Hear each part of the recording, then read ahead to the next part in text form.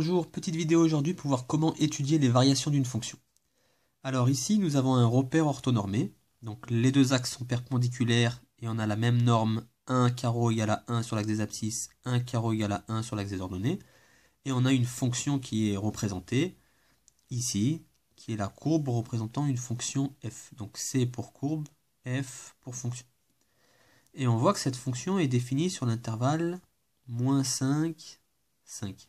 Et on souhaite donner les variations de cette fonction. Donc donner les variations de cette fonction, c'est dire si elle est croissante ou décroissante. En quelque sorte, est-ce que la fonction monte ou descend? Alors si on regarde la fonction, on voit que ici, elle monte, donc elle est croissante. Ensuite, elle descend, elle est décroissante.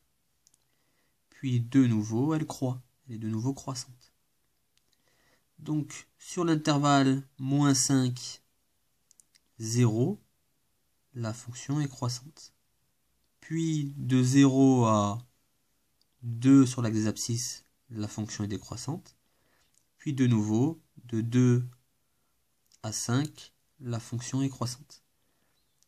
Représenter les tableaux de variation, on peut le faire à l'aide d'un tableau de variation. Donc on va représenter ici nos x. X, donc c'est l'axe des abscisses, et la fonction est définie sur l'intervalle -5, 5. Donc de -5 à 5, la fonction est définie. Pour 6, la fonction n'est pas définie, on n'a pas d'image en 6. Alors, on commence de -5, on a dit jusqu'à 0. Donc là, on a les variations de la fonction f. De -5 à 0, la fonction est croissante. Puis de 0 à 2, la fonction décroît, est décroissante. Puis de nouveau, de 2 à 5, elle est croissante. Ensuite, au niveau du tableau, on pourra ajouter les images. L'image de -5, c'est -2.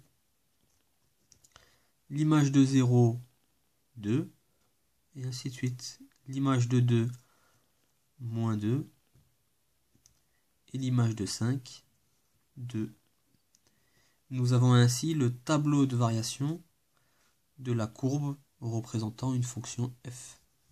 Je vous remercie. Si vous avez apprécié la vidéo, vous pouvez vous abonner et commenter. Merci bien.